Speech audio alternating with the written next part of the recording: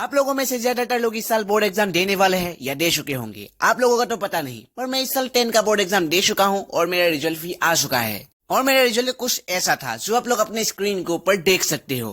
आप लोग सोच रहे होंगे कि मैं एग्जाम्स के बारे में क्यों बता रहा हूँ और अपना रिजल्ट आप लोगों को क्यों दिखा रहा हूँ। क्योंकि मैंने 10 के बाद कुछ गलतियाँ की थी और मैं नहीं चाहता कि वो गलती आप सभी लोग भी करे। इसलिए हो सके तो ये वीडियो आप सभी लोग पूरी देखना, क्योंकि मैंने 10 के बाद जो गलती की वो गलती आप सभी लोगों से ना हो। तो ये बात है 11 अप्रैल 2025 की, जिस दिन सुबह 10 बजे मेरा रिजल्ट आ चुका था और जो कि साइंस और मैथ्स में मेरा नंबर बाकी सब्जेक्ट्स के मुकाबले ज्यादा था। इसलिए मैंने डिसाइड किया कि 11 में मैं साइंस स्ट्रीम लूंगा और यही मेरी सबसे बड़ी गलती थी। पर मेरा 11 में साइंस स्ट्रीम चूज करने के ऊपर मेरे घर से कोई दबाव नहीं था, ये मेरा खुद का डिसीजन था। तो मैं साइंस में एडमिशन ले लेता हूँ और जल्दी ही हमारा कॉलेज भी स्टार्ट हो जाता है। मैं आप लोगों को सच बताऊं तो मुझे फिजिक्स, केमिस्ट्री और बायोलॉजी कुछ भी समझ नहीं आ रहा था। सिर्फ मैथ्स ही थोड़ी बहुत समझ में आ रही थी। ऐसा नहीं है कि मैं पढ़ाई नहीं कर रहा था इसलिए मुझे कुछ भी समझ नहीं आ रहा था। मैं स्टार्टिंग से ही रोज लगभग 2 या 3 घंटे पढ़ ही लेता था। लेकिन मुझे तब महसूस हुआ कि 11 के फिजिक्स, केमिस्ट्री, मैथ्स और बायोलॉजी 10 के फिजिक्स, केमिस्ट्री, मैथ्स और बायोलॉजी से जमीन आसमान का फर्क है। और ऐसे ही चलते चलते हमारे कॉलेज में फर्स्ट यूनिट टेस्ट भी शुरू हो गया था और जल्दी ही रिजल्ट भी आ गया। आप लोगों को लग रहा होगा कि मेरा रिजल्ट ठीक ठाक ही निकल गया होगा, लेकिन ऐसा बिल्कुल नहीं हुआ। मेरा रिजल्ट मैथ्स, इंग्लिश और असमीज, जो कि एक लैंग्वेज सब्जेक्ट है, उन तीनों को छोड़कर बाकी तीनों में बहुत ही गंदा नंबर आया था, जो आप लोग अपने मोबाइल के स्क्रीन के ऊपर देख सकते हो। फिर भी मैंने हार नहीं मानी और कोशिश करता रहा। यहाँ तक कि मैंने सभी सब्जेक्ट्स का रेफरेंस बुक्स और नेक्स्ट टॉपर्स का बैच भी खरीद लिया। फिर भी फिजिक्स और केमिस्ट्री के इक्वेशन समझने के लिए बहुत ही मुश्किल हो रहा था। और ऐसे ही समर वेकेशन भी शुरू हो गया।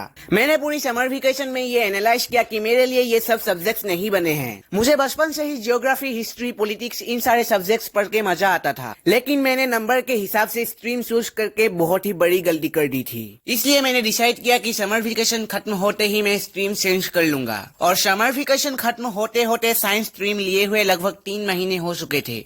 मैंने समर वेकेशन खत्म होने के बाद अपने कॉलेज के प्रिंसिपल मैम को साइंस से आर्ट्स स्ट्रीम जाने के लिए एक ट्रांसफर एप्लीकेशन दिया, पर उन्होंने मुझे बताया कि तुम अब स्ट्रीम नहीं चेंज कर सकते। स्ट्रीम चेंज करने का समय 3 महीने तक ही था। और ये बात सुनकर मेरे पैरों तले जमीन खिसक गई और उसके बाद मैंने स्ट्रीम चेंज करने की उम्मीद छोड़ दी थी। लेकिन लगभग 1 महीने बाद मेरे क्लास के एक दोस्त ने मुझे बताया कि वो भी स्ट्रीम चेंज करना चाहता है और उसने कहा कि अभी स्ट्रीम चेंज कर सकते हो और ये समय सिर्फ 3 दिन तक ही है। उसने बताया कि उसे ये बात एक टीचर ने बताई थी। तो हम दोनों अपने प्रिंसिपल के पास गए और उनसे रिक्वेस्ट किया कि हम दोनों को स्ट्रीम चेंज करने की परमिशन दे दे। प्रिंसिपल मैम ने पहले तो हमें जाने नहीं दिया था, लेकिन बहुत रिक्वेस्ट करने के बाद स्ट्रीम चेंज करने के परमिशन दे देते हैं और हम दोनों स्ट्रीम चेंज करके साइंस से आर्ट्स में चले आए। लेकिन अब तक हमारी लगभग 4 महीने बर्बाद हो चुका था। इसलिए मैं तुम सभी लोगों को यही कहूंगा कि कभी भी अपने नंबर के हिसाब से स्ट्रीम चूज नहीं करना। तुम्हें जिस सब्जेक्ट पढ़कर मजा आता है उस सब्जेक्ट के हिसाब से ही स्ट्रीम लेना,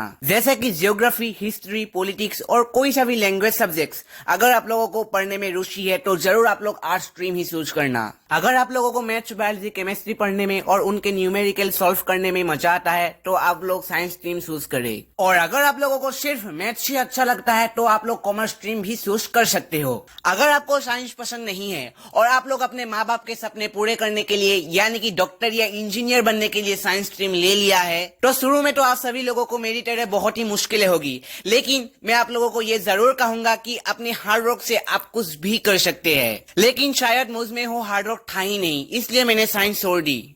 लेकिन फिर भी मैं आप लोगों से कहना चाहूंगा कि सही स्ट्रीम चूज करने से आप लोगों के फ्यूचर बहुत ही हद तक आसान जरूर हो जाएगी। और एक बात आप लोगों से जरूर कहूंगा कि अगर आप पढ़ने में कमजोर है तो आप कभी मत सोचना कि मेरे जीवन में कुछ नहीं हो सकता। हमेशा ये मान के चलना कि ये सारा जहान ही तुम्हारा है, तुम चाहो तो कुछ भी कर सकते हो। सिर्फ अपनी हार्ड वर्क से कामयाबी तुम्हारी मुट्ठी पर हो सकता है। तो ये वीडियो बनाने का मोटिव यही था कि आप सभी लोग मेरे जैसा गलती ना करें। अगर आप लोगों को ये वीडियो थोड़ी सी भी पसंद आई हो तो एक लाइक जरूर करना। तो चलो मिलते हैं एक नए वीडियो पर, तब तक के लिए बाय बाय।